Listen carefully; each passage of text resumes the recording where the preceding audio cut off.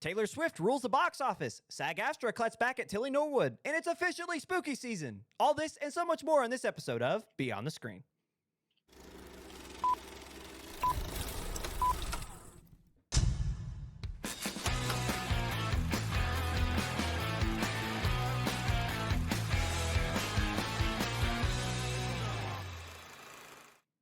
Hello, everybody, and welcome to Beyond the Screen. I'm your host, Ryan, and with me, as always, is Jake Holtzclaw. Jake, how are you? I'm doing pretty good. I just got back from like a 5-day trade show. I left Wednesday morning and all for work, trade show as in like specific industry, big show. Everybody's selling the same stuff, but different. It's different because we better than them because we sell this one and it's different color. All I can imagine is baby talk, but it's all this giant event. We better because we have this, but that they don't have that.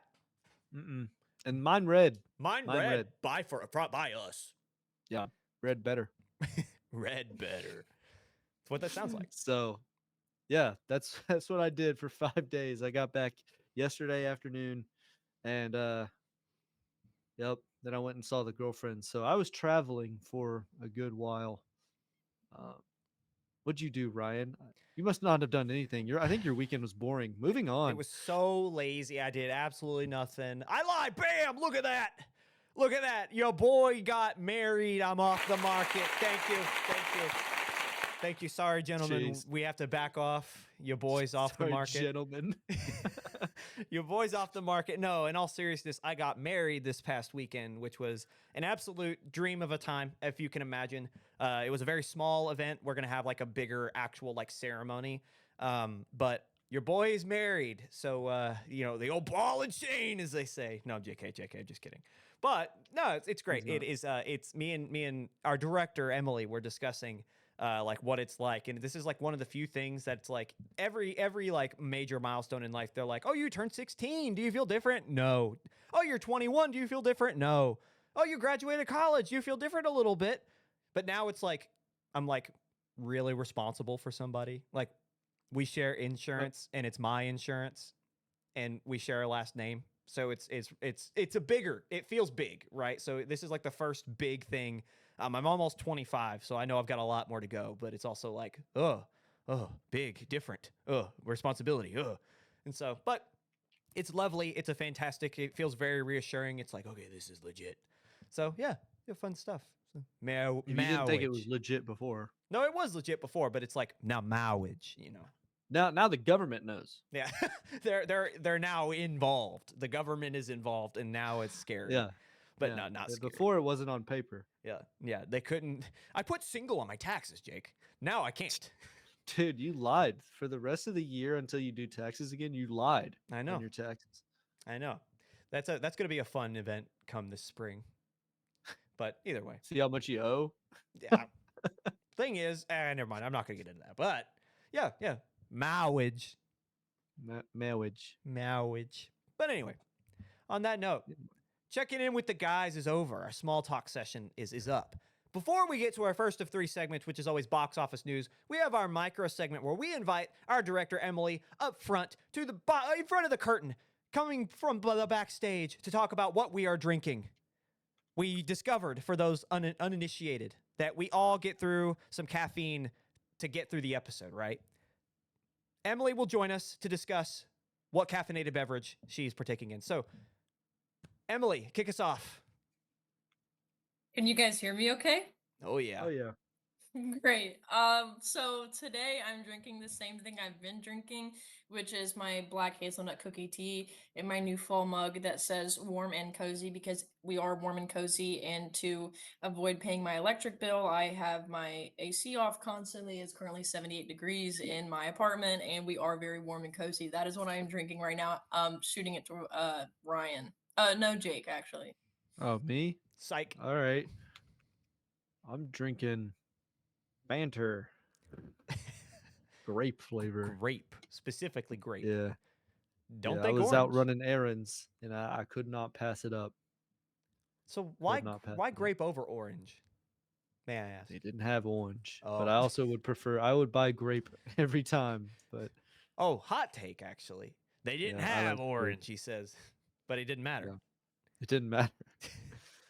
So All Jake, right. so Now, sorry, go ahead. Fanta over Orange Crush is probably a good debate. There is a difference between the grapes Yeah. and the oranges, but I haven't found out which one I like more. I still lean Fanta, but I don't know. Gotcha. So to recap, Gotcha. Emily's drinking tea and Jake is drinking cough syrup. For your boy today, I'm drinking sugar-free Red Bull. We have the wild Well, berry flavor. We're I mixing didn't it care up. for that one. Last week, say what? I didn't care for that one. It's okay. It tastes like carbonated Laundry detergent. nah, it tastes more like a Go-Gurt, like a not as powerful yogurt type of snack that's carbonated. That's what it Yeah. tastes like. I mean, it's fine if you like sweet, like a lot of sweet, but I'm not necessarily that kind of guy. It is sugar-free, so it's got kind of that like what is that? What is like Oh, the sugar replacement? aspartame, or Aspartame, that's what it is. Yeah. sucralose. It has that, that taste, like that diet Yeah. taste. It's got that to it, so it's kind of knocking it down a bit, but it's fine. It's not bad. Getting me through the day. I enjoy it. You guys want a little bit of a news of Red Bull and what winter flavor is coming? Emily says no, but I say yes. I'm curious. No, you don't want to know? Hold on. I can find it. It's got a they're mixing colors now, so it's like a red and yellow. Oh. Like a crossfade into each other. But I cannot find some I have a picture, all of the cans were turned around. Oh my I gosh. could not read the flavor. I am scrolling. It seems to be like a Fuji, it's another apple. That's okay. I dig apple. Yeah. Fuji apple and ginger. Ooh. Yeah, not looking forward to that one. Yeah, I don't but know. That seems like a lot of stuff going on at once. They have apparently hit the US Okay. in select locations. I didn't see it. I went into my local convenience store and they had the 2 for $5 deal, so I got multiple. Yeah. And I the other one was either is it apricot that's the orange? Like the orange can? It's either that one or it's the watermelon. I can't remember because I looked at both and Watermelon's red. I can't remember. Well, it was red or green, but I can't remember if I got the orange or the red and green one. It's one of those two because I looked at both, but now it's in my fridge and I can't remember because I've been drinking this. But I dig the Red Bull flavors over the Monster flavors, but I feel like Monster wakes me up more.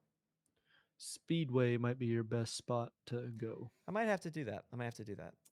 And then Kroger's will be the first ones to get Red Bulls of new flavor Red Bulls. Something weird. Speedways and Kroger are pretty fast about it. Spoken like a true pro. Yeah. Our boy. I was down bad. I was down bad for Red Bulls for the past 2 years. I switched to Celsius. Now the best spot to get Celsius is Aldi. Oh yeah. Do you remember when we were in college, Jake, and we were all fiending for the Monster Java? Oh, Every bottom one of out. us, every one Every of us, week. every week, it was gone. Our little crew always got it was so bad. There was so much sugar in those. No wonder none of us have kids. So much sugar in every drink. We were like, this is great. No wonder. So, yeah, like So that app that I scan everything with, that one of the main things that's wrong with Monster, well, the white Monster in particular, is reproductive harm. So all you white monsters out there, be wary. Be wary of the white monster. On that note, we're going to move on past our micro segment. What are we drinking? Thank you, Emily, as she goes back into the dungeon to direct the rest of the show. That has been What Are We Drinking?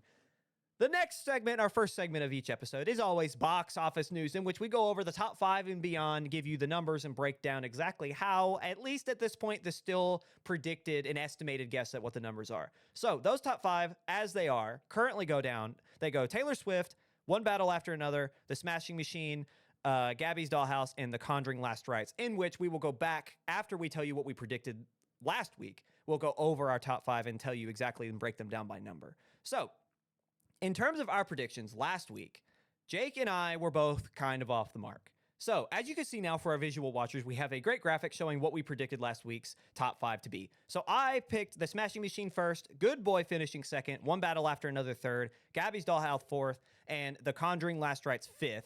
Jake predicted Taylor Swift first, then Smashing Machine second, One Battle After Another third, Avatar: The Way of Water fourth, and Gabby's Dollhouse fifth, of which we were both very incorrect.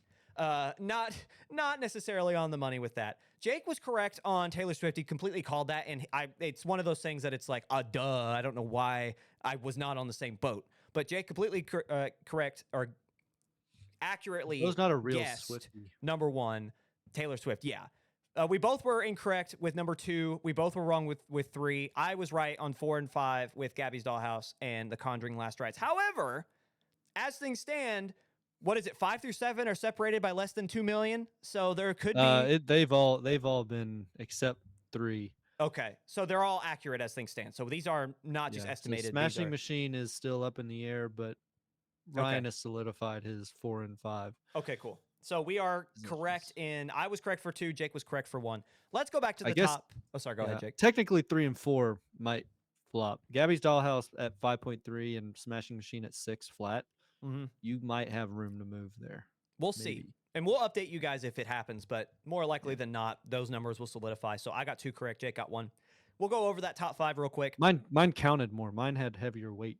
Yeah, because he got number 1, 'cause Swifties. which was Because of Taylor Swift. Taylor Swift, the official release party of a showgirl. That is the entirety of the name. That is what the thing is called. I did not say that, and I'm not editorializing. That is it. It starts with Taylor Swift. Distributed by AMC Theaters, Showgirl finishes its first and only weekend in theaters on top of the box office after earning $34 million domestically.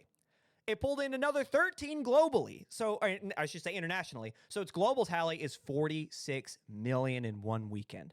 After only a 2-week lead up, which happened, this whole thing kicked off. Everyone was shocked because Taylor Swift announces on her social medias on September 19th that this is happening the weekend of October 3rd to the 5th. And the thing is, the pop star and AMC, they both hit big. Stick around for our second segment to hear more about what all went into this release. Ladies and gentlemen, that's called foreshadowing. But we will talk about exactly what all went into that and how that happened. It actually earned 16 million globally, so that number reached up. Just went got up. those. Yeah, the numbers just finalized, so it earned a total of 50 million globally, which is insane. Finishing second in its second weekend in theaters is Paul Thomas Anderson's One Battle After Another. Pulling in another 11 million, the film has earned 42.8 domestically. And as Jake he points a finger up for our audio listeners. He's updating I'm as things are holding going. on. Yeah. Hold on, let me give him a second. You're on the clock, Jake. Pressure. I don't know what pulling in another 11 million. What do you usually put there? That is the domestic haul. So if you look at what it earned this week, hold on. It earned, I got to refresh myself. One Battle at 11 million flat. Oh, so it was still 11. Yes. Okay. There you go. So This yes. is right. So One Battle After Another pulls in, finishing second. It pulls in 11 million domestically, bringing its overall domestic total to 42.6 million. Officially crossing the $100 million mark globally. It currently sits at 102 million total throughout the world. This becomes PTA's highest grossing film ever. However, the film still needs to cross the $200 million mark to become profitable. If that's what you gauge when you consider what makes a film successful is its box office earnings, it's about halfway there after 2 weeks, which isn't bad. But PTA films, Paul Thomas Anderson films, are notoriously low earners. This just happens to be his highest calling card for a price tag, I should say, in terms of what the production house for this, which was, it just says IMAX as a distributor in IMDb. So whoever produced this film, they paid $200 million after marketing. Finishing third is The Smashing Machine. Despite hitting it big at the Venice Film Festival, the Dwayne Johnson starring biopic from A24 and director Benny Safdie debuts at a much lower than expected $6 million. This is, again, just his domestic mark, but this not only marks the lowest box office opening for Johnson ever in his career, but it also marks one of his lowest rated with a B- cinema score, something that was absolutely shocking to anyone involved because people thought this was going to be his Oscar run. This was going to be the thing that puts him over. It has not hit home with fans, just normal everyday moviegoers. The Hollywood Reporter reports that stars like these for this type of drama and Oscar seekers, it's not uncommon for films like this to earn less, according to Hollywood Reporter. So the number's not shocking, but what is shocking is, again, the fact that it was as low rated, But that could be, again, Hollywood, according to the Hollywood Reporter, that could be due to consumer confusion because Dwayne Johnson has such a niche and such a type that when he switched genres like this and went something super serious, that audiences could have been like, what is this? So hence why it could potentially have done as low in terms of ratings and earned as little as it did in the box office. So the media outlet also notes that there may have been some, quote, overly aggressive tracking due to Johnson's status in Hollywood and amongst fans. The film called for a budget of $50 million, so profitability is still very much on the table, but who knows, really? If it doesn't sustain, it's in trouble. The IMDb synopsis, and this is it, by the way, is, quote, the story of mixed martial artist and UFC champion Mark Kerr. That's it. That is the IMDb synopsis, and to be honest, that's all you probably need to know going into it. The film stars not only Dwayne Johnson, but also Emily Blunt. So the film... Sorry, go ahead, Jake. I would probably just say that I think you're already at a niche topic as well. I don't know if there's a lot of people like super into mixed martial arts and UFC.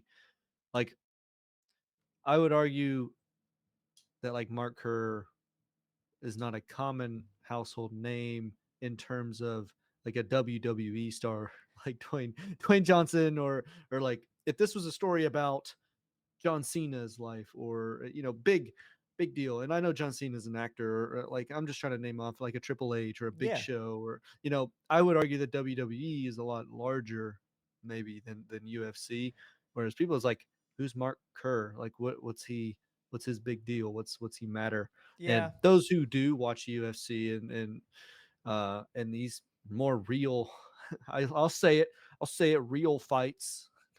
um they'll know who Mark Kerr is and but I think coupled with consumer confusion, you're already kind of battling that. Wait, who is Mark Kerr and why does this story matter? Like, what do you do? Yeah, and I think that there's something to be said about that because what we're not saying is that UFC doesn't have a cult following and that it doesn't have a large No. following because it definitely does. But also, Mark Kerr was one of the forerunners of the UFC. So, in the time that he was as big as he was, UFC wasn't as popular as what Jake's trying to argue. So it's like it's not like this is a Conor McGregor biopic, right? This is Mark Kerr, and not many people. I can tell you, I've kind of loosely kept up with the UFC since I was a kid. I've never heard of Mark Kerr.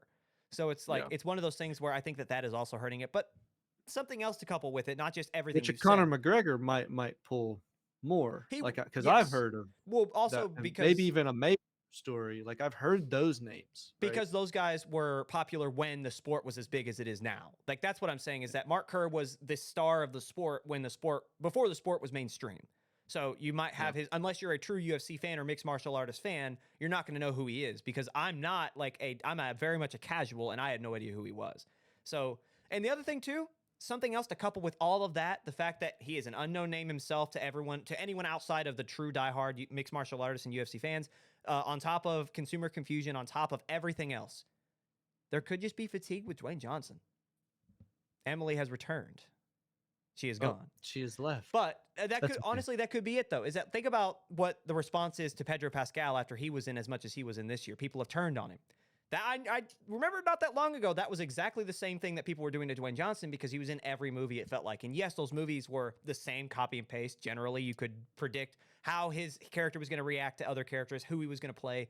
But the general gist is that maybe there's more fatigue with seeing The Rock and everything versus this film being a bad according to fans, or C, talking about people not knowing what it is. It could be all of that combined, but I think it's probably a big it has to do with, I should say, in large part to fatigue and just Dwayne Johnson.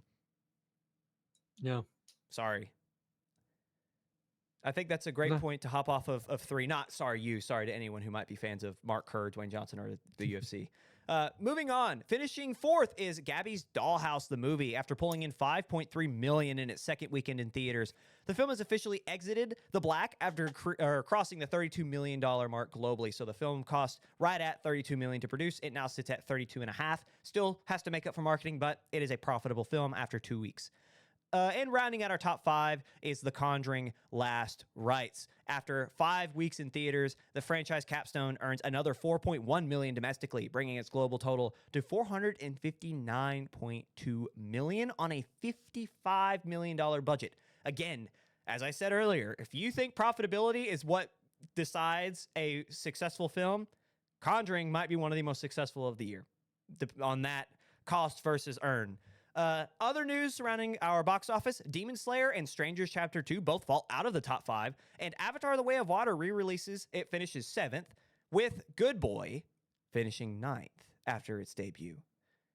On to predictions. We've already got them here. They're down below. We're going to go ahead and start. Jake, hit me up with your why you picked your top 5 and what those are. So we've got Tron Aries getting a limited release. We all have been burned by limited releases. I don't believe it. I don't do it for one bit. This thing's gonna blow up. And then we're gonna realize the Jared Leto curse has taken over.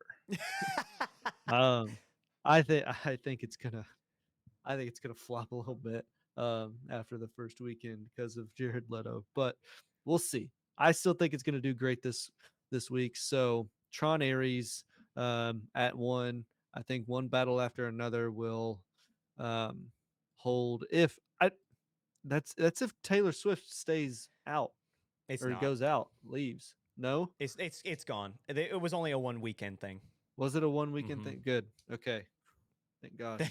Wipes the brow. Sweat's gone. Yeah, I was a little worried there. I could pull in another 12 at least. Oh, easy. But as Ryan's phone buzzes, I think. Move on. Move on. So sorry, I am all over the place. I think so. Something we've got coming down the funnel, the hopper, the whatchamacallits, Anemone. Right, Ryan? Mm-hmm. The who am I missing here? That's Daniel Day-Lewis, directed by his son Ronan. Yeah. Mm-hmm. I'm thinking this will do very good. I've got this at 3. So far, I will save us some time. Ryan and I have the same top 3. Yeah. So Tron Aries, One Battle After Another with DiCaprio, and Anemone with Day-Lewis. Moving on is where we actually differ. Ryan thinks the Smashing Machine is going to stay in the top 5 at number 4. I've got Roofman. I've got a Channing Tatum movie I've not heard of till now. It's okay. Round out your top 5 and we'll continue. Round out your top 5. And then Gabby's Dollhouse as a kids show being 5. So again, to speed things up, me and Jake have 4 of our 5 the same, which is rare. We don't really go the same route this often as like per week. So to recap, me and him have the same 3. So Tron Aries, One Battle After Another, and Anemone. I think Tron's going to rule the box office because Tron is Tron. It might not the week after, but I think its first week there will be enough hype and enough curiosity to see if Leto will Leto, and it will be number 1. And plus, Tron is beloved, right? So we'll see. Yeah. I think One Battle After Another has enough critical acclaim and audience acclaim to stick at 2. And then I think Anemone is one of those, because Anemone is one drama that I should say an archetype of a drama that doesn't necessarily do huge in the box office. It does well its first week, and then it drops off, if not after 2, after 3 weeks, right? So I think that because it's Daniel Day-Lewis and because of the intrigue, there's enough interest to maybe have it pop top 3, but it will not be there after 3 weeks at the max, right?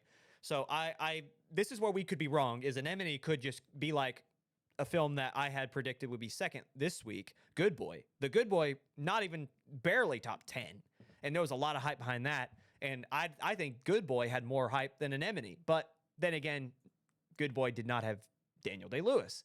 So I think that there will be enough hype just for his return to keep it up in the top 3 for at least a week. I think the Smashing Machine, again, this is where we differed. So I think Smashing Machine will finish 4th and Gabby's Dollhouse. However, I did overlook Roofman because I forgot about it. There's not been a lot of marketing on this one, at least not on my timelines. This is the Channing Tatum adaptation of a true story where I think it was a convicted criminal or a we showed this. Yes, the prison escapee who hid in a Toys R Us after escaping prison. But this is like obviously the cinema version where Channing Tatum's actually a good guy, and I think it's Gwyneth Paltrow who's his love interest who he falls in love with, and yada yada yada. So it turns out he's a good guy and he was just misunderstood. It looks hilarious. Kristen Dunst, that's it. Sorry. From what I remember, it looks very sweet and it looks fun. And to be honest, that might be a major oversight by me. Now that I'm thinking about it, like I think you might be. I'd put money on yours actually, Jake, because I completely skipped over Roofman. But Yeah. I'm gonna stick with what I got. I stick to my guns. Listen, man, I'm a betting man, but I ain't. I'm an honest man. Okay. No skill, But all luck. yeah, but Roofman was an overlook on my part. But I've predicted the Smashing Machine 4th and then Gabby's Dollhouse 5th. So we both agree on 4 of the top 5. This would be a crazy week for one of us to get all 5 because that means the other one got 4 out of 5 and it was just crazy. Yeah. So come back next week to see who got correct or who was way off. I want to talk about a few more films on this.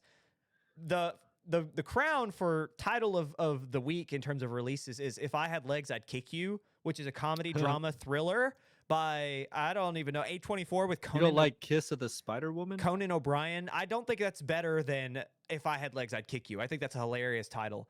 And then going back down, there's another film on here called Beast of War. And listen to this genre: action, biography, drama, horror, war. It's a shark movie. That's on IMDb. That is the official. Well Go USA Entertainment is the distributor. Beast of War. Sorry, go ahead. Are you gonna read it? No, go ahead. Do it. During World War II, a Japanese fighter sinks an Australian warship in the Timor Sea.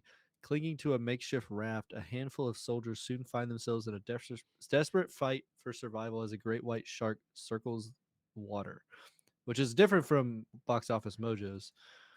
A group of young soldiers, fresh out of boot camp, find themselves stranded on a raft in the middle of the ocean after their ship is sunk by the enemy and must battle for their lives against a giant, hungry great white shark. Is that not the USS Indianapolis? Is that not that story? Hold on.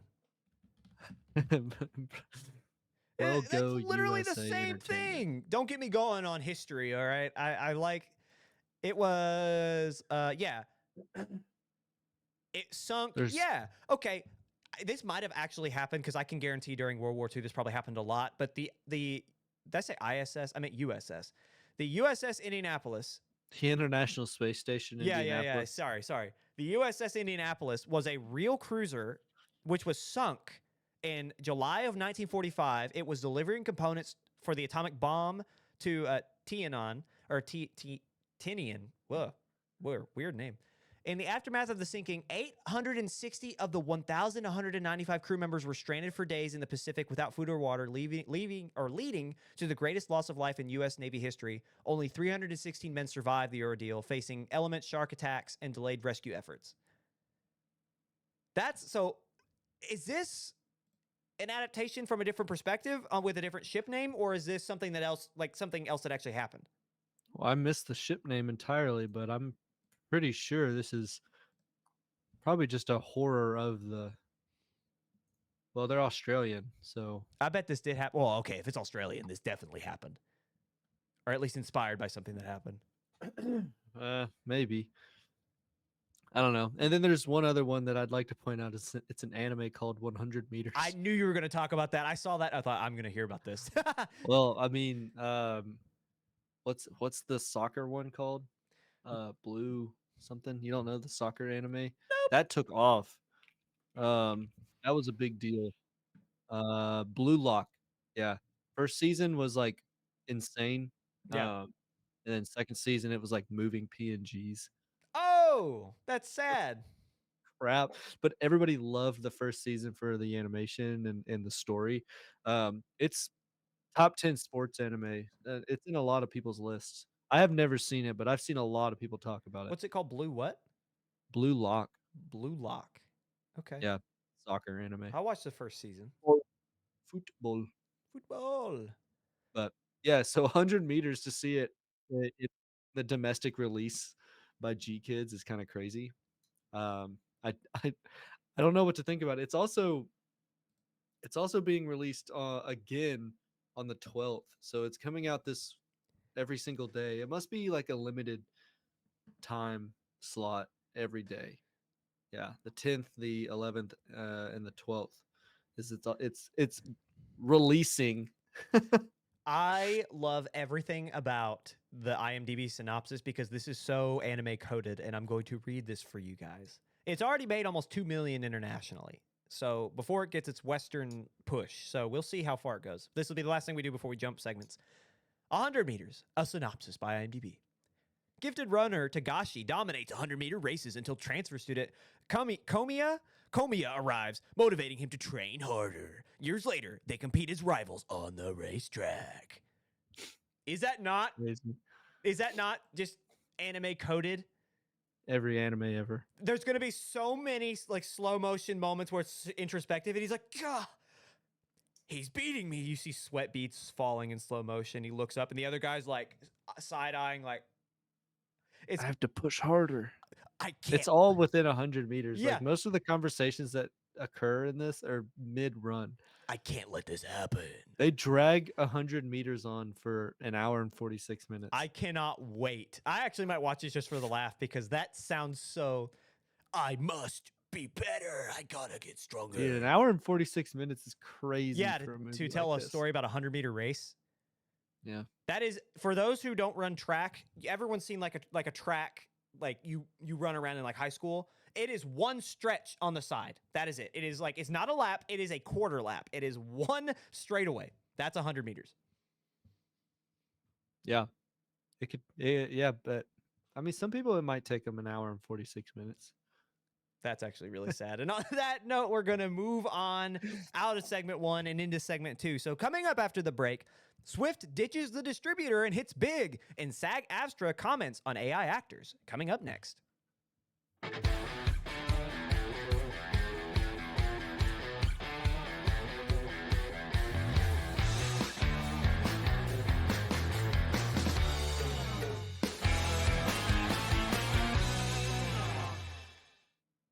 Hello, everybody, and welcome back to Beyond the Screen. You made it to segment 2, which is our major stories. So we're going to walk you through the 2 biggest stories from this past week in Hollywood entertainment, cinema, kind of whatever floats our boat. We've talked everything from TikTok to politics to, I mean, really, in AI. We'll hear more about AI, anything in between, whatever might impact your favorite TV show, movie, actor, director, and beyond. So we'll start with where we kind of started the episode from. Taylor Swift ditches the distributor, goes directly to AMC Theater CEO, and both have hit big again. Again. Follow me here.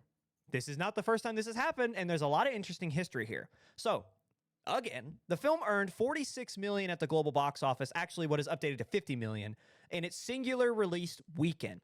You might be wondering, what could this even be about? Like, what could this content even be about? Well, we have seen this type of stunt pulled before from Swift with her cinematic rendition of a performance off of her record-breaking Aries tour back in 2023. There's no concert to pull from with this. There's not really a lot of content. This is a new release for a new album, new music. What could this even be about? Again, you might be asking.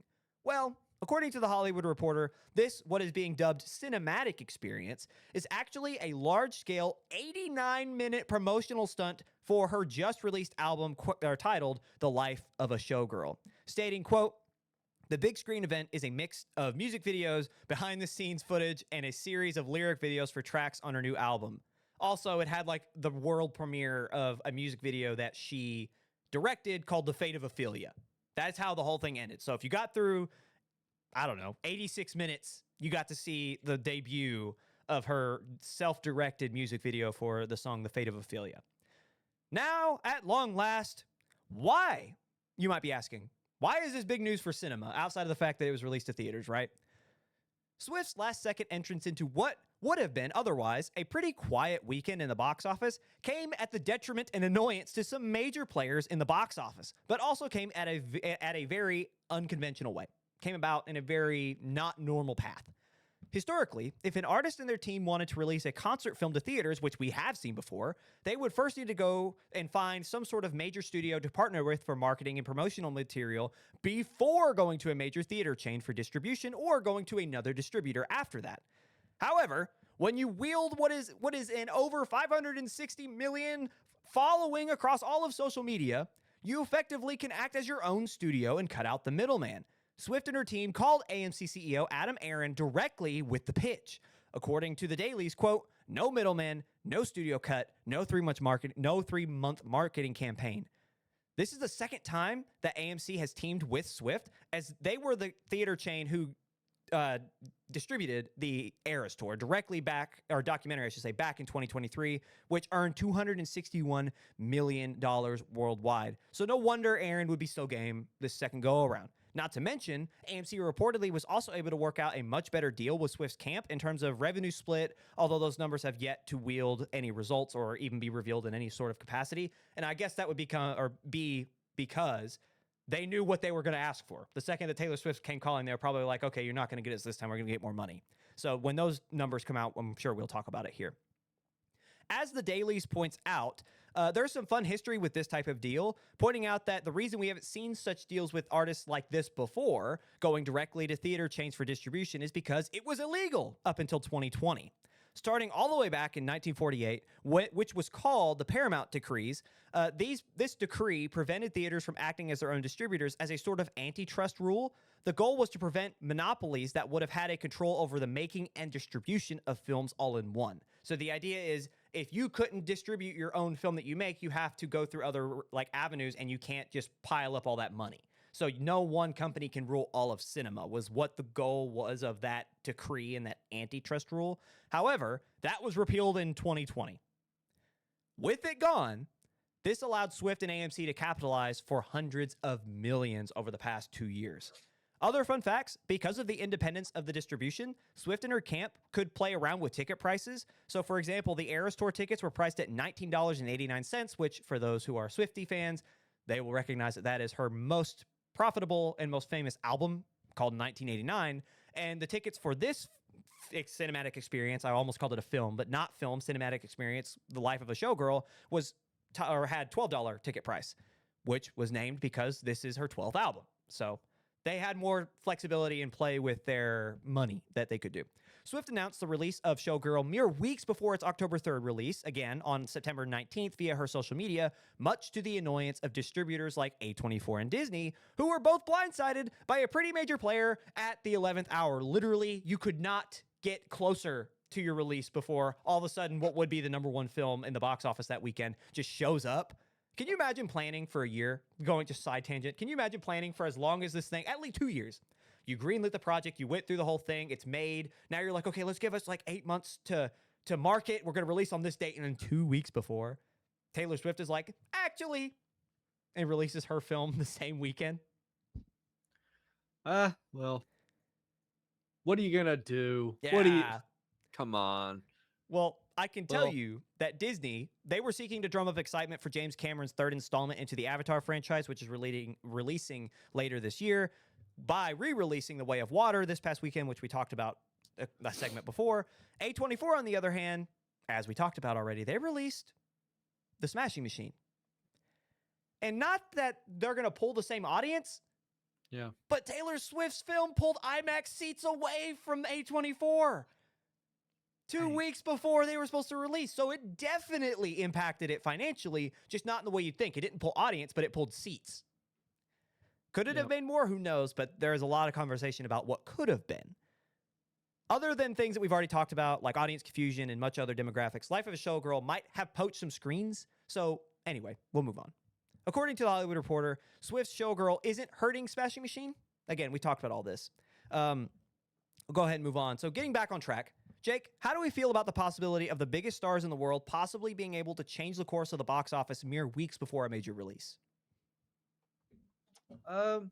Well, if it's possible, like why?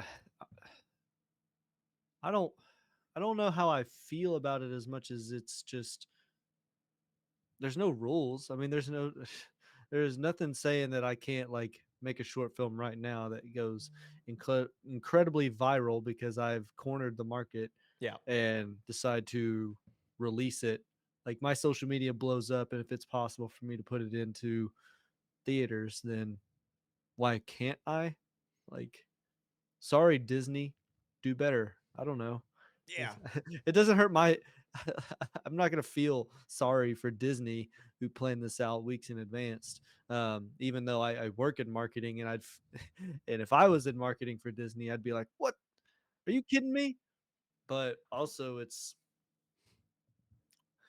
if it's anybody's game to play and they don't have to play by, if there's no rules to even play by, Like like you don't have to have a 3-month social media distribution, or if you can go straight to AMC regardless of the status quo, more power to you, especially if you can do it and it was proven that they could.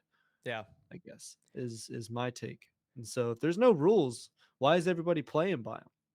Yeah. The thing is that like I understand why this Paramount decree was repealed, because the thing is that that's just not how things work. Like maybe back in 1948 when it was instituted, like Paramount owned theaters and they were making movies. But that's not how it works anymore, right? I think recently Paramount might have bought a theater chain, like a small one, but that's just not something that is prevalent today. Like AMC is not owned by one of the big major distributors, so that's just not a problem. So I understand why that's gone. I think that the big crux of some people in their argument is that Taylor Swift might be the only person that can do that. And if she's not the only person, she's like one of 5, right? Like very few people can realistically, with their following alone, go to a CEO of one of the biggest, if not one of the biggest theater chains and say, "Hey, I'm releasing this in your theaters 2 weeks from now," and then say, "Okay."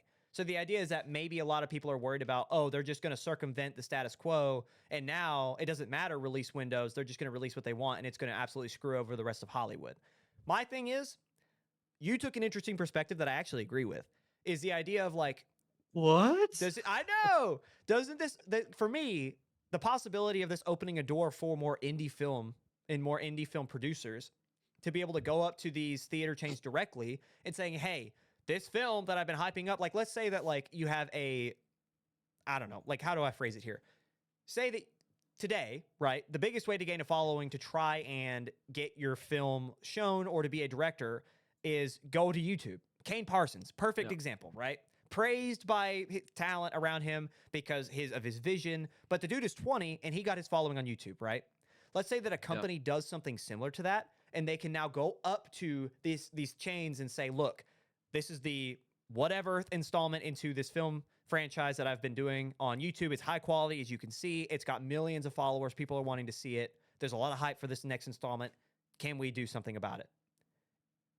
Who's to say they won't do it now? Because now we have some examples. Yes, it's an extreme example because it's Taylor Swift and not no one else is Taylor Swift or that following. But does it set an example for cinema and for theater chains especially that this is something you can do with indie filmmakers? You're gonna have to have a lot of money, and it's got to be big. It's got to be big enough. Backrooms, like something like that, maybe. Like that's like the least amount you could probably get away with, and then he's still getting help, Yeah. like Oh, from yeah. a big chain. So, like it's got to be that level times like 10 of the following. Yeah. If that makes sense. Like this has got to be a short a small production, but it's got to be like Peacemaker level good and big, if that makes sense. Yeah. And Um, yeah, I think that's a good point too. And there's obviously some give and take, is that only certain privileged individuals will get the opportunity to do that. right.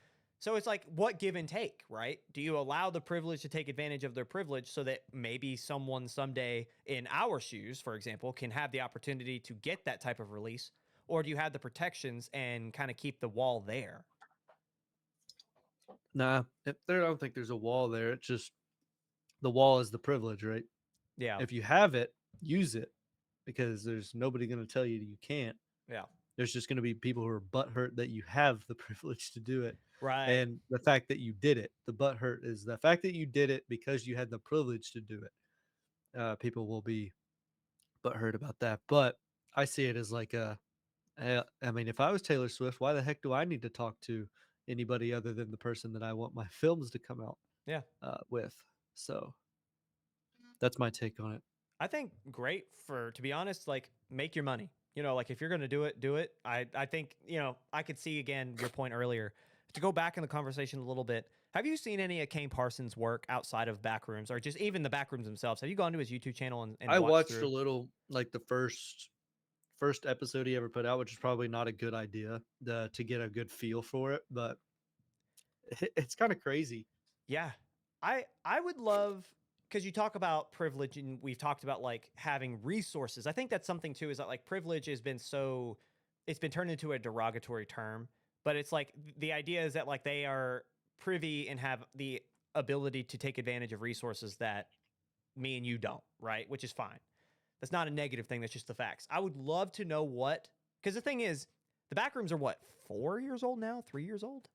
Getting up there. The kid was 15 or 16 when he started making that stuff. I'd love to know, like, you've seen the animation, and it's not like you need like a hefty computer, but you need something powerful enough to render that, and that is not necessarily the average everyday PC.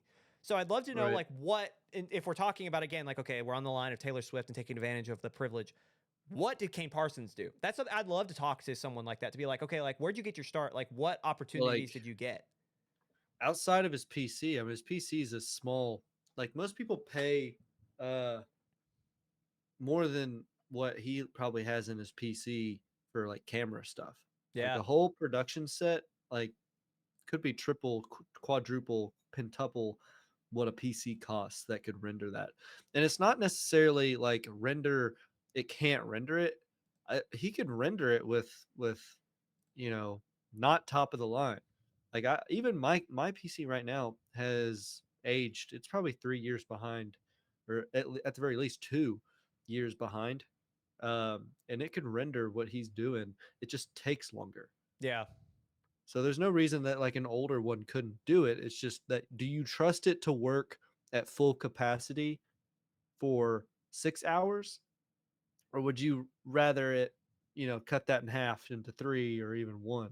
Like even the short film we're doing now, like if we want to do the denoise effect on some of the darker shots and render it in 4K, I'm going to be sitting there for like an hour, and it's like 15 minutes. Mm-hmm. So, but that's because denoising something is so harsh on the rendering software, on rendering in the CPU and the GPU. So at 4K, So that's just kind of like, you don't necessarily need a crazy expensive computer, but it's nice to have, I guess. So I would be more interested in, outside of his tech, being like, how'd you get to where you are? Who do you know? Right. Yeah. There's that too. Yeah. So it's like, whose dad, which buddy's dad found out you were doing this and thought it was a good idea? Yeah. I say all this more as like like an exercise of the brain, because like I love Kane Parsons' work. I love what he's done for the genre of horror, and especially like liminal space. He's revolutionized that avenue of storytelling. So it's more of like a question of like, how did you get started? Because that is insane, especially at that age. So yeah, it's obvious like the business is who you know versus what you know. But also it's like he knows a lot. So that is more why I posed the question, less to say he's privileged and that's why he's farther than we are, but more to be like, at 20, how did you become so successful? Because what can we learn from that? So, and the reason that I bring all that up is because, as we're talking about, again, going back in the conversation, Swift has a unique perspective because she can just do that whenever she wants because of her following. But someone like Kane Parsons is a lot closer to where we are and other filmmakers in our space are. So, like, take advantage of that privilege. Well, what privilege did you get and how'd you get it? Because privilege can be earned as well. So, very interesting conversation. So, I think that's a great place to jump off this line of topic. And we'll go ahead and hop into our second major story in our second segment. SAG-Aftra condemns AI actress Tilly Norwood in a public statement, an official statement at that. In response to the report that talent agencies were interested in signing the AI model from company Particle 6, Hollywood's largest actors union, SAG-Aftra, put out a public statement again. According to Deadline, the union states, quote, SAG-Aftra believes creativity is and should remain human-centered. The union is opposed to the replacement of human performers by synthetics. Keep that last word, synthetics. Keep that in mind, because that is very poignant and that is very pointed. New slur unlocked. Yeah. That is very specific that they use that terminology and that vocabulary. Moving on, the union would continue claiming that the AI is, quote, a computer program trained on the work of countless professional performers without permission or compensation.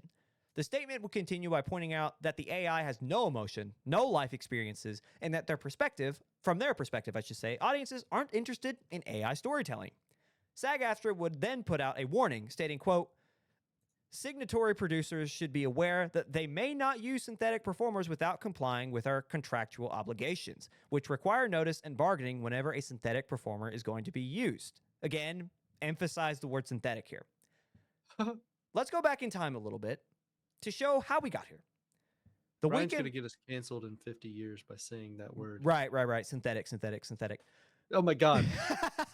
The week before last at the Zurich Film Festival, actor, comedian, and technologist Eileen van der Velden officially hard launched both her AI talent studio named Shkoya and AI Tilly Norwood, both of which received instant backlash.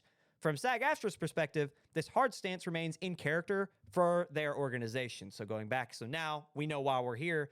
I'm sure you've heard about it, but van der Velden is like, hey, we have this, and it's going to replace, and we're going to get into exactly what she said, but this is going to be the next actor, and it's interested, or these different talent agencies are interested, and SAG-Aftra's like, no. They took a very hard stance.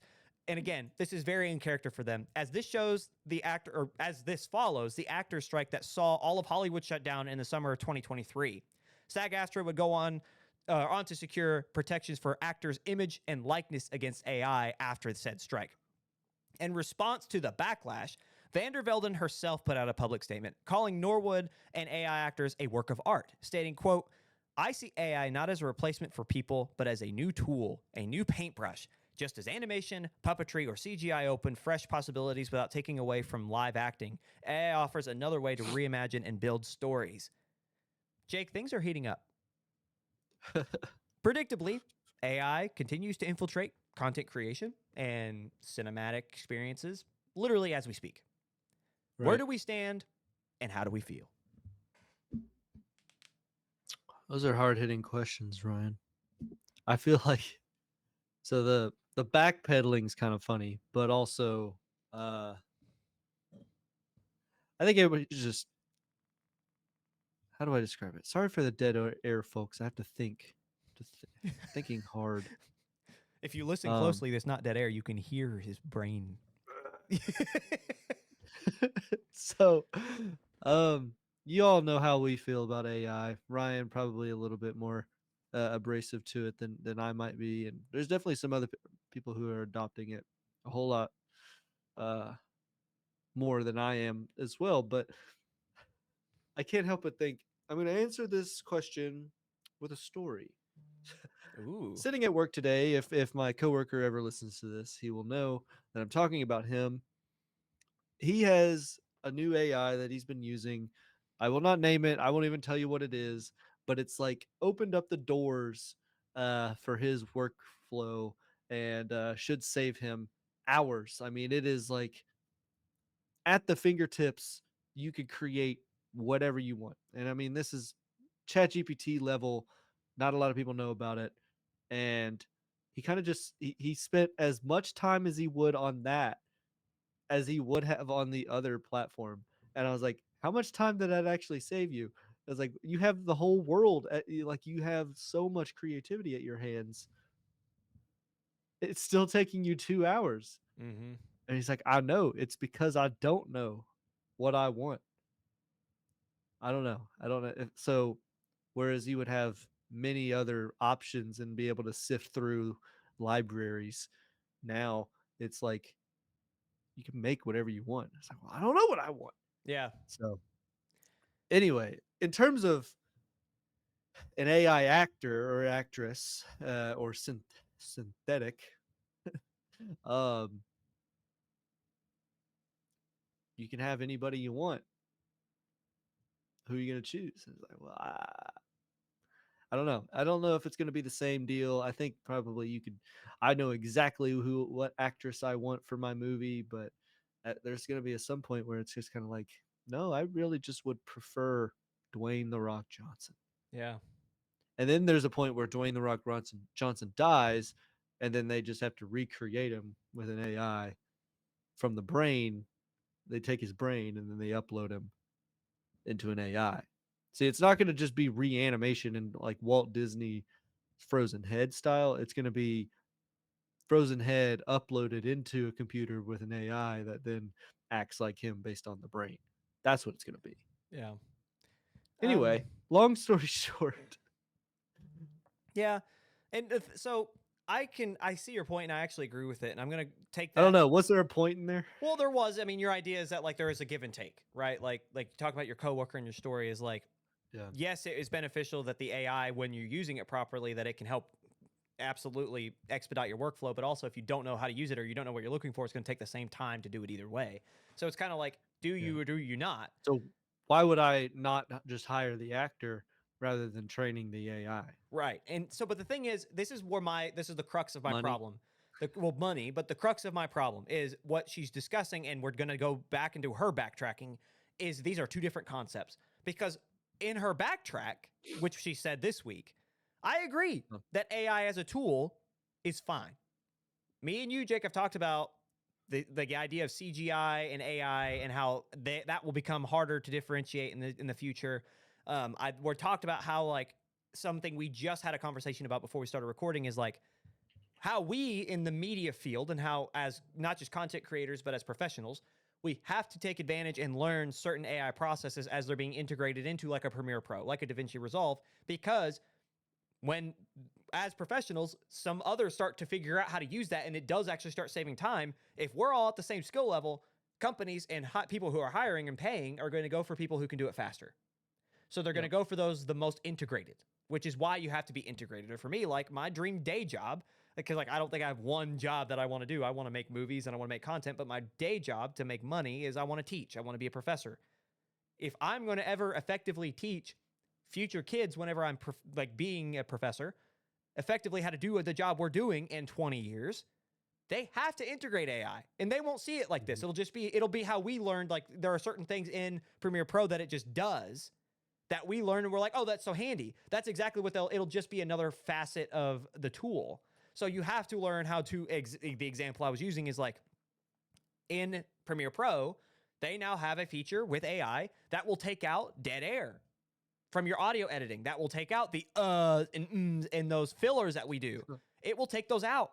Just with the click of a button, you let it render out like you do a normal thing and it's gone. And that actually does save you hours if you know how to do it right. So it's like, if you don't take advantage of those things, you are being left behind. And the thing is, this is what she said in her backtrack. That's not what she said originally. And this is where things roll back around for me. She ended up saying, oh, it's a tool. It's another paintbrush. And it's all things me and you have talked about and all things that we agree with. However, the word of choice in SAG-Aftra's response is synthetic. Because, as you can see on screen, well, that's SAG-Aftra, but yes, last week when we reported on it, Van der Velden said the next wave of talent, the next generation of celebrity, of role model will be synthetic. That is what she said. She said she truly believes that, and me and you had a lot to say on that. Yeah. Now, all of a sudden, the single body that could shut down all of Hollywood is using that terminology to condemn you. And the first thing you do is backtrack. I mean, if she was in a car, that thing is skid marks on the ground, throw it in reverse, she's back. Like, that's exactly what just happened. And that's where I get pissed off, to be completely 100%. Because it's like, either stand your ground and have the gall to say what you're going to say, or don't say it at all. Because last week she had a lot to say. And now all of a sudden it's not to replace people. It's not to replace people. It's another tool. That is not what you said a week ago. So that's my thing. Is that, like, look, if you're going to try to replace actors with AI, just say you're going to do it. Because now no one's taking you seriously. You're already 5 years ahead of where you need to be. Someone else is going to take your spot just because of your words. And to be honest, I hope it happens. I hope Particle 6 crashes. Just because that is so obnoxious. Like, I have a very strong opinion on it. Because again, in terms of replacing physical actors, super pro SAG-Aftra. In terms of using it as a tool to help further your thing, as in like from the editor's perspective and the film editor's perspective, of course. That is a beneficial tool. And again, as we talked about before, going into AI and the point of AI, the thought of technology taking over human jobs has been a thing since the Industrial Revolution. This is not a new concept. If anything, this is so cliche that we're having this problem. It is exhausting. Right? This has been... Yeah. What we are saying now is what our parents said about us having Google. Right? Kids use chat as Google. Yeah.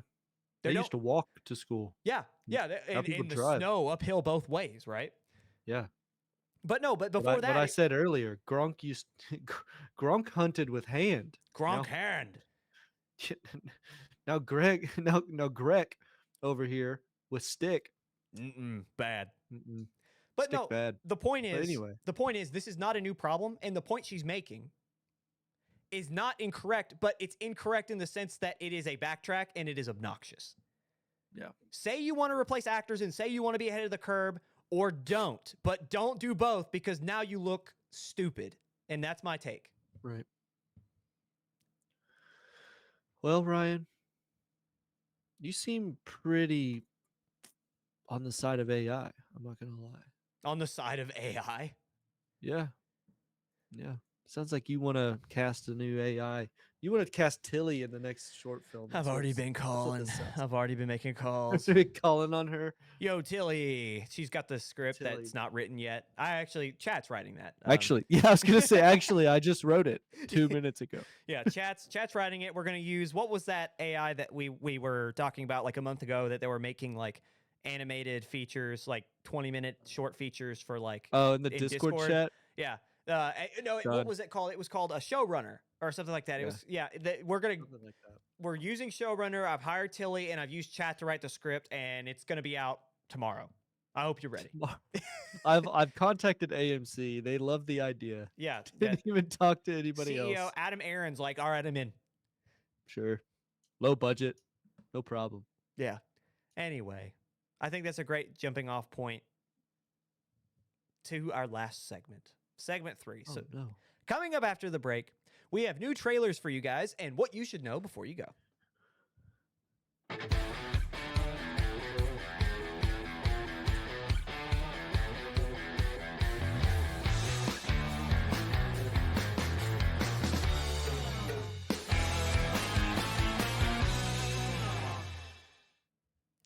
Welcome back to Beyond the Screen.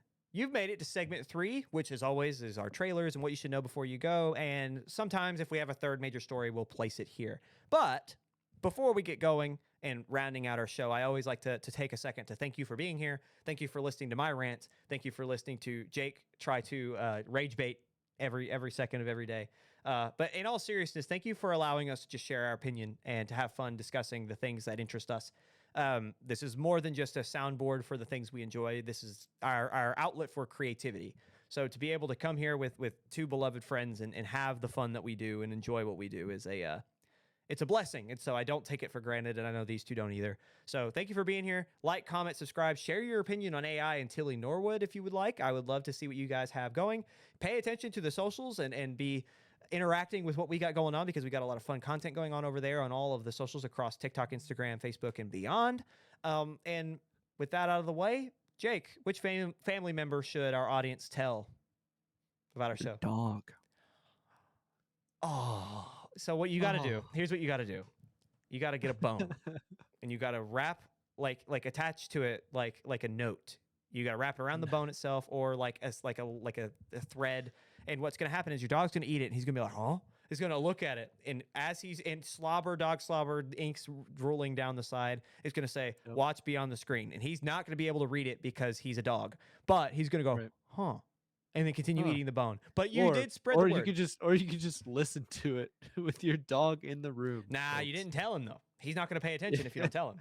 You can tell him you're gonna listen to it before you put it on. What'd be funnier is if like he read it and then it's like you're in the kitchen, you're just thinking that was dumb, and in the background you just hear and you look and your dog's sitting in the seat watching the show on your desktop, like, oh man, I'm gonna, after this, for the visual guys, I'm gonna put in the dog sitting at the computer with his headphones on. Y'all know the meme. I'll put it in here.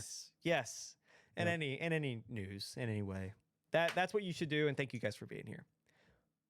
On that note, we're going to move on into our 4 trailers. There it is. The gum graphic.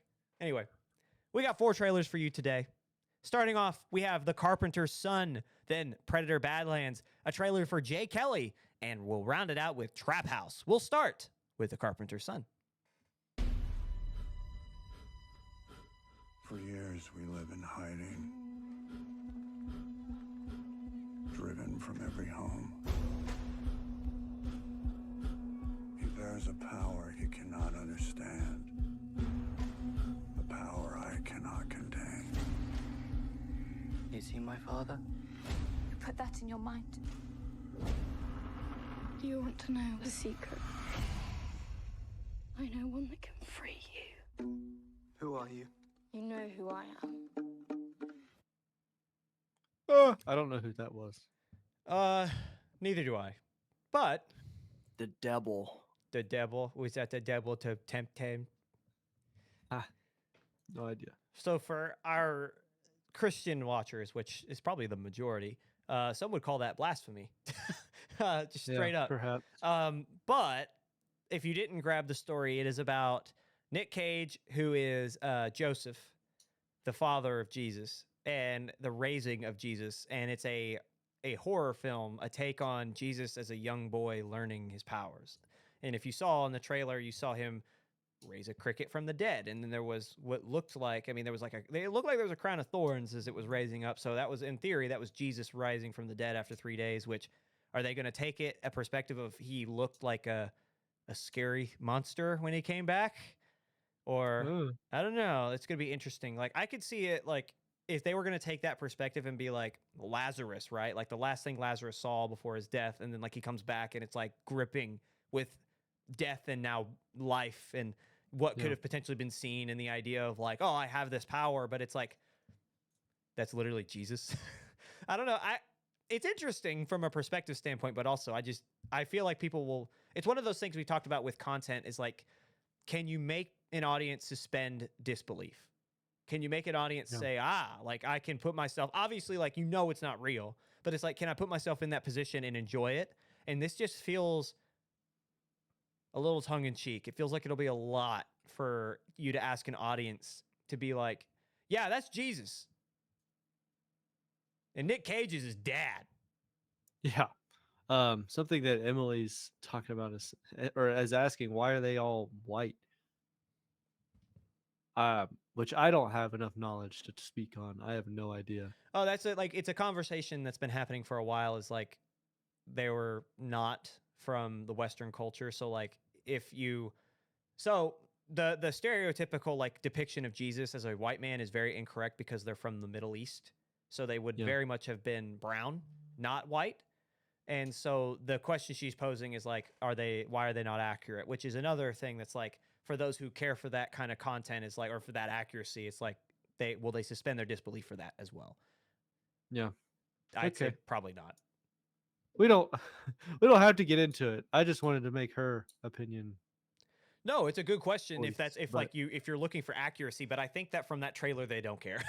Okay. The It's thing supposed is, to be a horror movie. this is the most Nick Cage coded film ever. What's more scary than never mind.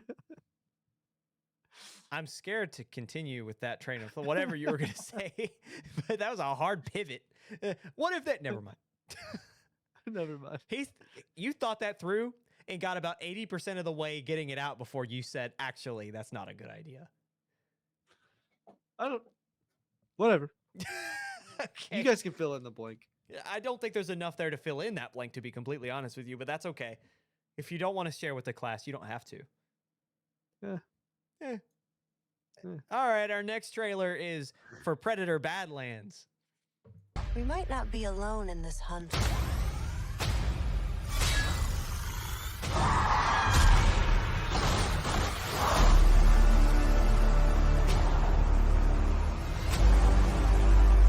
Yaslan zor icat.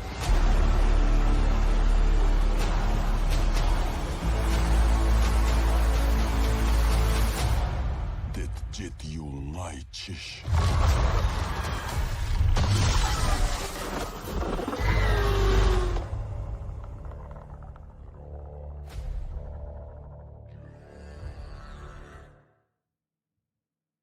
Whoa, The hunt begins in IMAX.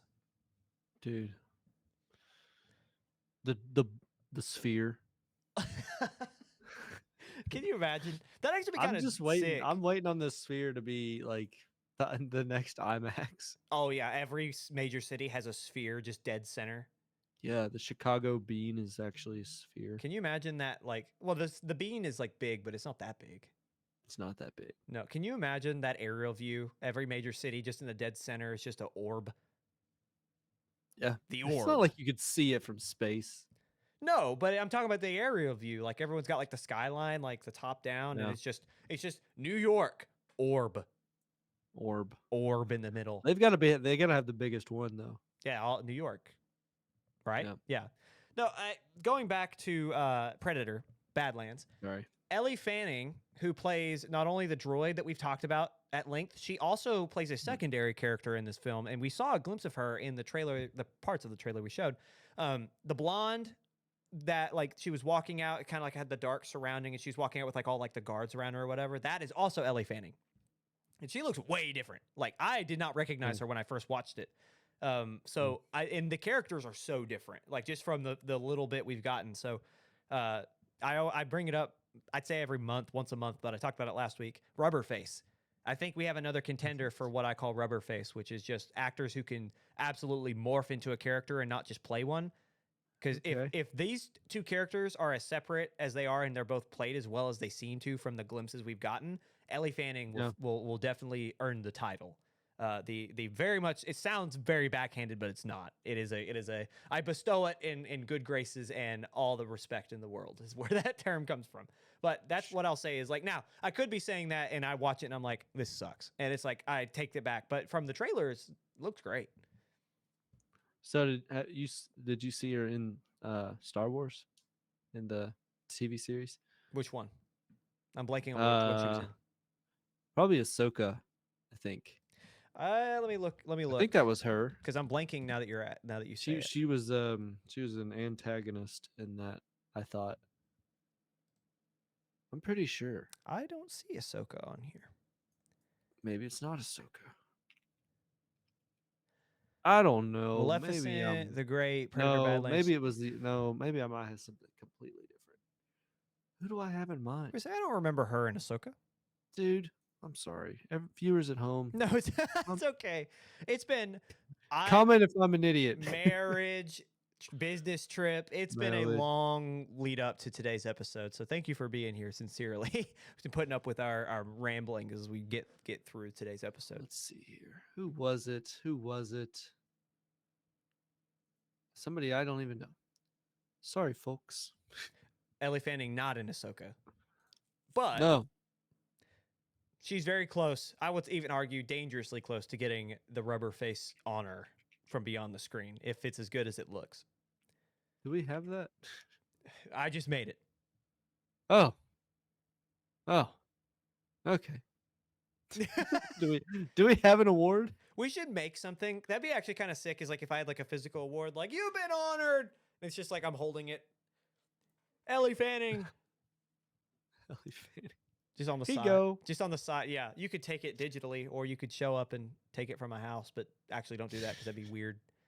Anyway, what a picture that would be. If that happened, I feel like it'd be a picture from The Office where like it's like retro Michael Scott, where he's got the mullet and he's shaking the hand of the guy, and he looks really confused. But it's like in this case, it's me shaking the hand, and Elle Fanning is Michael Scott, and she just is very confused as to who I am and what I'm handing her. And I'm just like, like just that whole that's the experience. Sorry, never mind. We'll go ahead and move on past our. I mean, we could talk about Scott's Tots.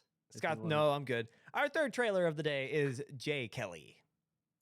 Look at you. You're the American dream. The last of the old movie stars. I'm down here. You're up there, you're down here, you're in here. We did this together. So you did. I'm leaving on Saturday for Paris. This is your last summer. It'll be so lonely here without you. No, it won't. You're never alone. Really? I think I'm always alone. Thanks, Ellen. You're welcome. Thinking about her leaving, I feel like I missed it.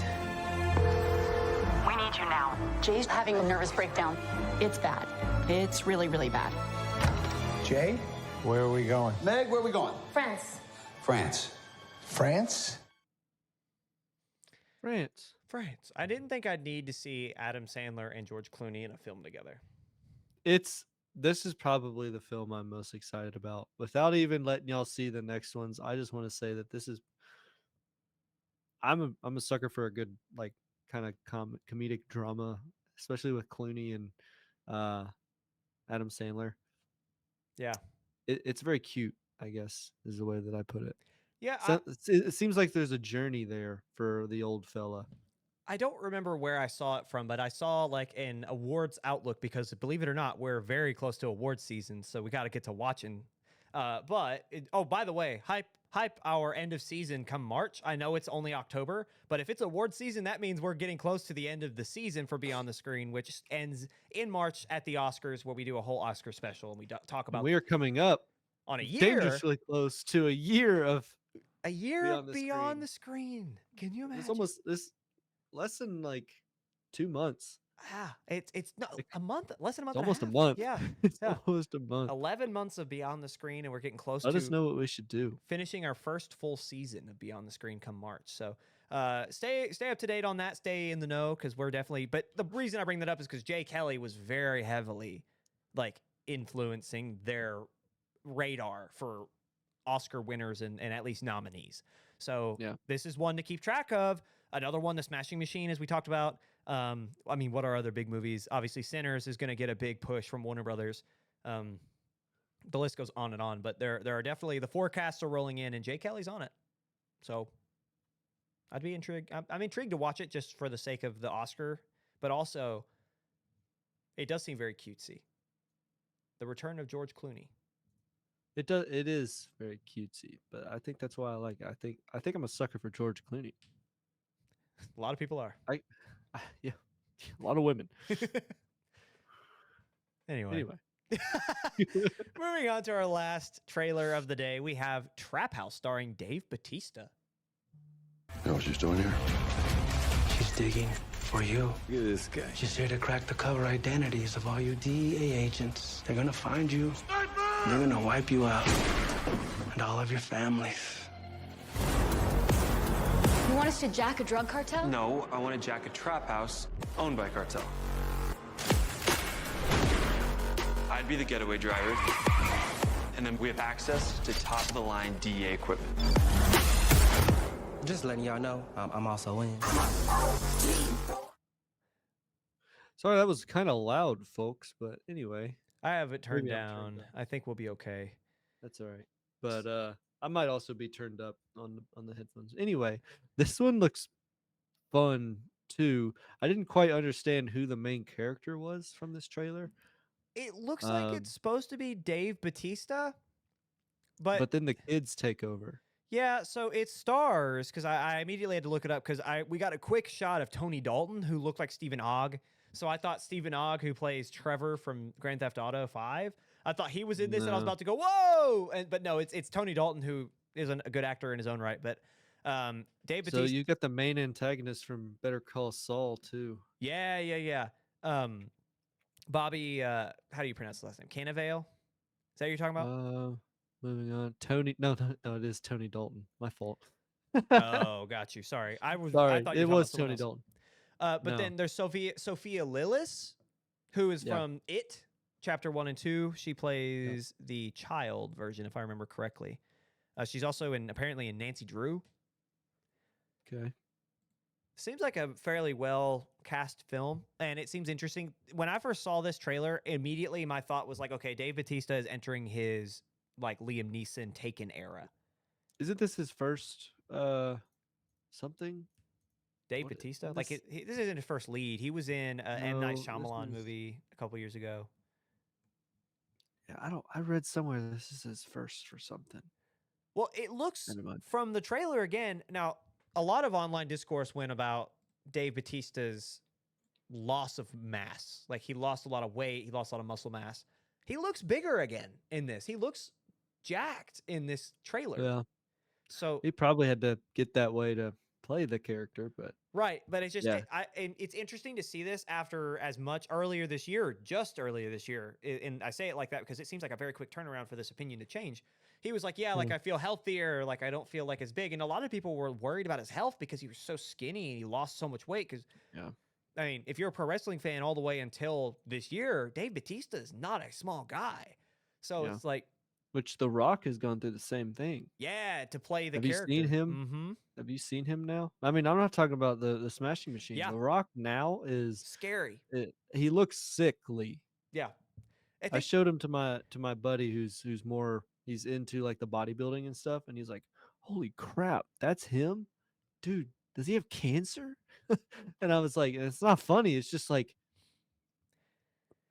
look up Dwayne Johnson like right now. Yeah. The photo I pulled up was he was on a like some kind of not red carpet, but he was on some carpet, uh, and he was just like, dude, yeah.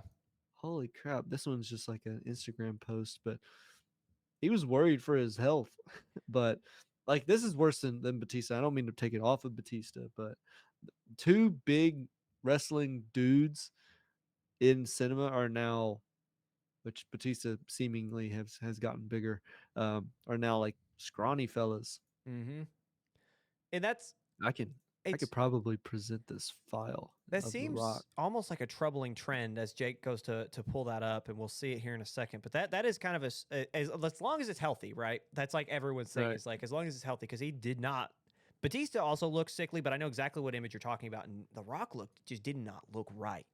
So there is a lot of concern there. I had read that he had done it for the role of the Smashing Machine. I don't know if there's a part in his biography or in this what would be a biopic where he might lose the weight and get scrawny like later in his career. But yeah, this seems to be Batista back in a action type of role. He seems to be back to his I wouldn't say he looks as big as he had normally looked before that, but he definitely looks like he's beefed up again. So who knows? But yeah, that was my big takeaway from that was Trap House looks fun, but it looks like Batista's in his like Taken era. Yeah. All right. Got that image for us, my friend? I do. Sick. Let's see that thing. Sitting in the thing. Yeah. He's on the Toronto International Film Festival for those who aren't watching. Yeah. It is a red carpet. He's standing in front of kind of like the backdrop for TIFF, and he looks sick. Like, and now I hate to say that because he could It's the lighting. Like it's partly the lighting for this, but it shocked me when I first saw it. You know what it could be too? Is he's showing his age here. Probably, yeah. The Rock's 50. Even Emily's asking if he's sick in this. Yeah. How old is The Rock? I mean, not publicly says anyway. He's in full health. Yeah, he's 53 years old. Here's another one I've got for everybody. This is a comparison to what he used to look like to a now. Yeah. And we're just comparing the Rock photos now, but I couldn't really find one that Bautista was that far dropped down. There's a specific interview that is usually referred to where he is really scrawny. I can probably find it, but yeah, he looked it wasn't as bad as this, but he looked real skinny. Yeah. And it's a lot of, again, it's kind of scary how this is a very similar trend, you know, like that. I don't know. I don't know how much I like it that both he and just in the span of however many months. Yeah. If you look up Dave Bautista skinny, you'll see it. And the thing is, it's the picture people refer to is him in front of a Toronto International Film Festival backdrop. What are they doing? What is going on in Toronto? That backdrop. They cross the border and it just falls off. It's crazy. Dude, they stop eating. Bro. They must not have any food in Toronto. they ain't frying their food. But Dude, yeah, I don't know. There's nothing to eat over there. No, I don't know. But in all seriousness, hopefully they're healthy. Yeah. Anyway. On that note, we'll go ahead and move on past our trailers. What are we most excited for? You said Jay Kelly. I think Jay Kelly is a very cute story that I will probably end up watching. I loved Wolves with Brad Pitt and Clooney. It didn't get very good scores. Like it got like a 6, maybe 6.5 on all of it. But I thought it was a very fun movie because it's just the bickering of Brad Pitt and Clooney the entire movie. Like it's like Oceans, you know. Like I love Oceans 11. I think that they canceled the sequel to Wolves, didn't they? I don't know. At Amazon? I think I remember them canceling it wasn't needed. It's not needed. I liked Wolves. Like it kind of ends on a cliff, but like that's fine. I mean you expect that with those kind of guys. Yeah. Right? So but I like it. Yeah. But this one is not an action movie as much as it is a drama, and I think it's gonna tell uh, a cute story. Yeah. What I'm saying. Yeah. But what are you most excited for? Probably Predator Badlands. I Yeah. don't know if I have any interest in the Carpenter's Son. I think it's an interesting concept, but it just doesn't really speak to me. Like I might watch it just to say I did it, just to see what's up, but not really interested. If there's one that I had to pick, like one where I was like, okay, I have to be in a seat, I have to be in theaters, I can watch. Like the rest of them, I'm like I can watch at home. It's probably Badlands because I like Predator and I like the direction that Thatchenberg, I think his name is, the director, has gone with Prey, and I'm interested to see the follow up and the change in perspective of following. I cannot remember the name of the species that is the predator, but it's like it starts with a Y, like Yahtweh or Yahweh or not Yahweh. That's God. Like it's something similar, like to that perspective. So I can't remember, but something very along those lines is very interesting to me. And then I swapped that out for Frankenstein this week because Yeah. it seemed like the trailer that they posted was just a bunch of the same clips rearranged, yeah, and it was the same thing. Like, except I think the only new thing was that we heard the monster played by Elordi actually said Victor's name in this, yeah, which and it kind of alluded to more of the story. But I was just like, I feel like y'all have seen that before. I wanted to show the Predator and like there's some kind of conflict going and why he's there. More than just like you have to prove yourself. yeah.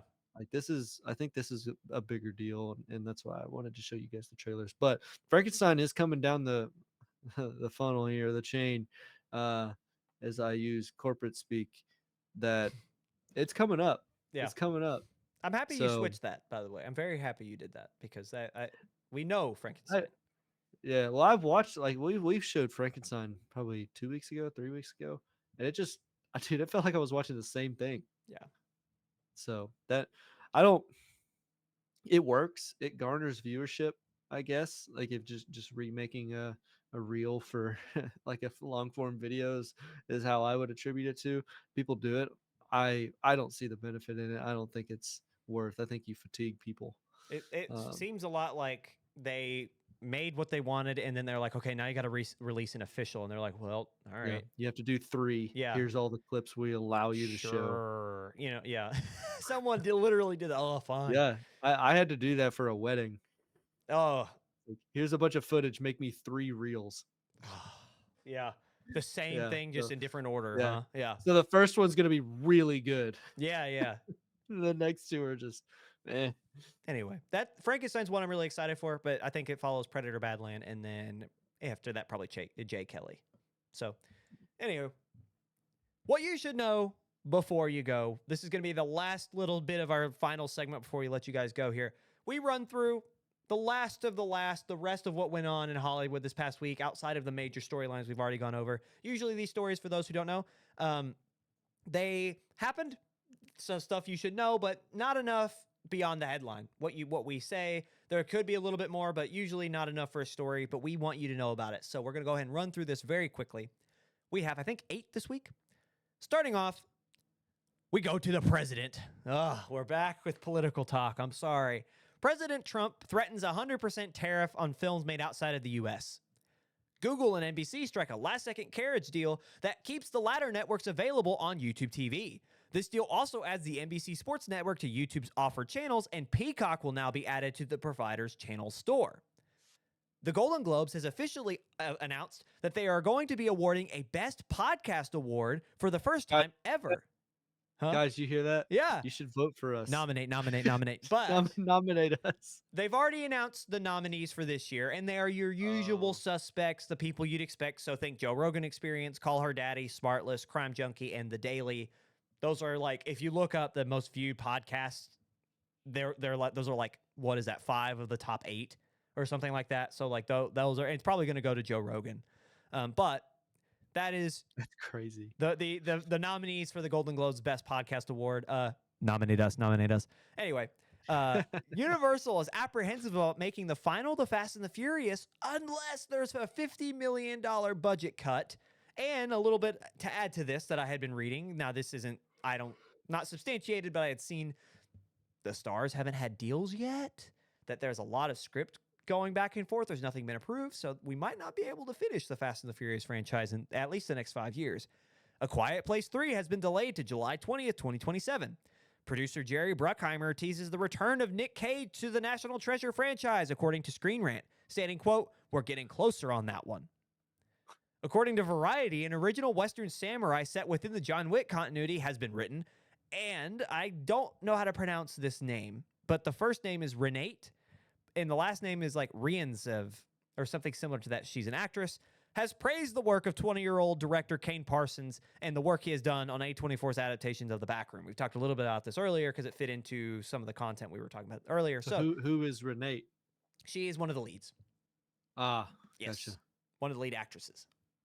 So with that out of the way, what are we most interested in? What do we take away from what we should know? I'm not gonna get political as much as Ryan wants me to be dang liberal, but I'm kidding. I think that give props to Kane Parsons for being 20 years old and having his actors and actresses look up to him or at least praise him. I don't know about look up to him, but at least praise him. Right, put your glasses on, folks. Ryan is blurry. I don't know what happened to my camera. I'll fix Well, it. But keep going, Jake. Yeah. I think that's really cool to hear that people liking how he's we're back.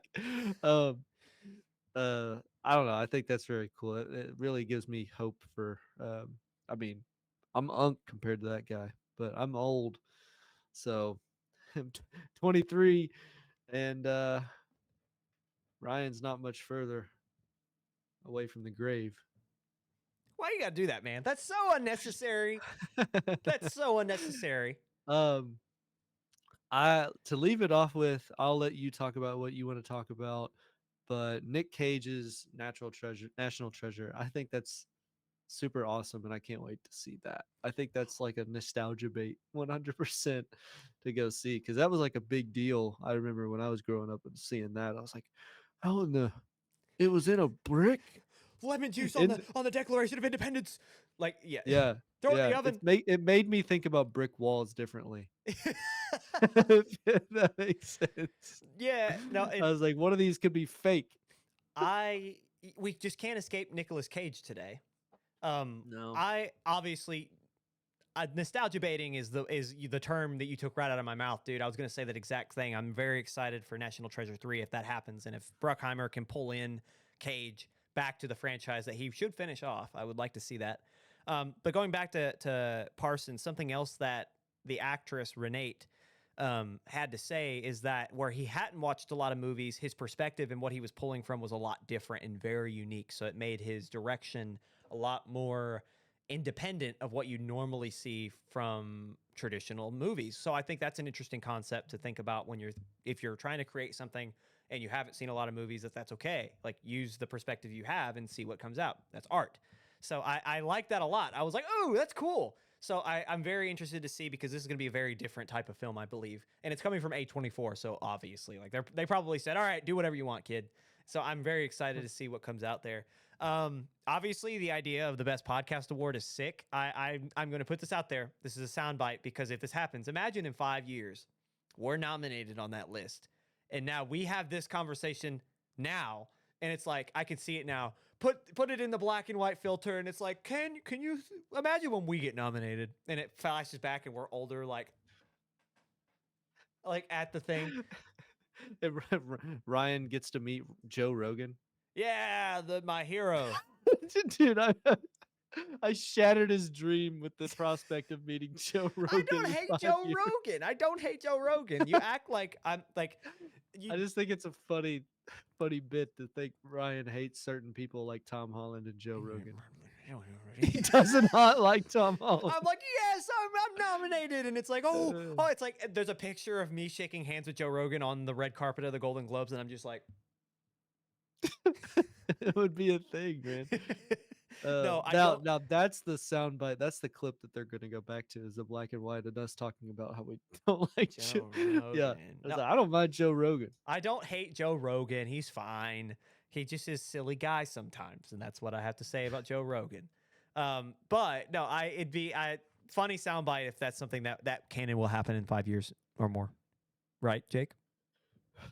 Dude, All if you I'm have to around, say is yes. All you have to say is yes. All you have to say is yes. if I'm around, No, you're not going to die on me. Anyway, so the last thing I'll talk about, because obviously we've talked a lot about politics, and to be honest, there were multiple things in this that were almost our second story for today. One of them obviously was President Trump saying what he's saying about tariffs, but we've talked about his threats with tariffs on film industry, and we've talked about how certain industries like Marvel have left.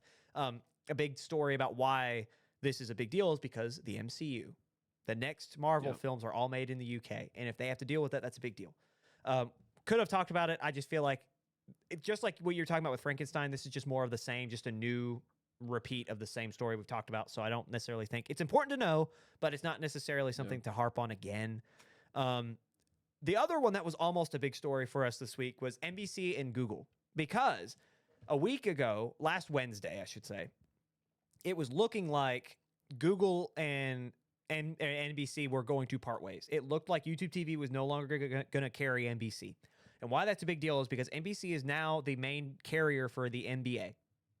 They are the main carrier for other big sports packages like the NFL and NBC, right? Like you have all these different, and plus the NBC is not only a news outlet but an entertainment outlet, right? So now it was looking a lot like NBC was going to leave YouTube. Last Wednesday they hit like a really short-term extension to continue discussing contracts. The main point of contention wasn't money. It was that YouTube wanted to integrate Peacock and Peacock programming, the streamer, into YouTube TV. So the idea was that you wouldn't have to leave YouTube TV to watch Peacock originals. NBC argued, what's the point of Peacock then? Now, YouTube TV is now the biggest, how was it phrased? It's now called an internet provider, internet cable provider, but I'm just going to call them a cable provider because I think that people will get that easier, right? They're the biggest cable provider for live TV in the world, or in the US, I should say. Maybe not the world, but in the US right now. So the biggest provider for live television is trying to integrate a streamer into its software so you don't have to leave YouTube TV to go to said streamer. And the parent company of said streamer was mad and was like, why? That makes no sense. So that's where they were at a standoff. So NBC, because of that stuff with Peacock, was just going to let their carrier deal expire, leaving YouTube TV without any of the NBC anything. So there was this big back and forth. They had a short-term extension to continue negotiations, and then either Friday or this morning, they come to a long-term conclusion. And so instead of integrating Peacock into YouTube TV, it is now in the App Store on YouTube, and you can, if you buy a Peacock subscription, it then will go into YouTube. So NBC gets their money, and YouTube gets their integration. That's the deal that they have come upon. And that, I mean, that's the big of the big. I mean, I don't think anyone's really shocked about the Fast and the Furious. I think A Quiet Place is whatever. We talked about Nick Cage, and I think an original Western samurai set in the John Wick continuity it kind of sounds sick, to be honest with you. So I'll be interested when that happens. But other than that, I think that's the big of and the gist of the news from this past week. Any final thoughts before we let the good people go? No. Let me know what your dog thinks. Just put your dog up to your phone microphone and put that into like, I don't know, like submit that into the comments, I guess. I don't know how you do that, but I'd love to just that sound. Yeah. Just your dog and dog. Anyway. I could just imagine the awkward side eye that dogs give. Like, yeah. Yeah. No, I agree. Tell your dog, and thank you guys for being here. Let us know what you think down below in the comments on Spotify and YouTube. And again, thank you for being here. We'll see you guys next week.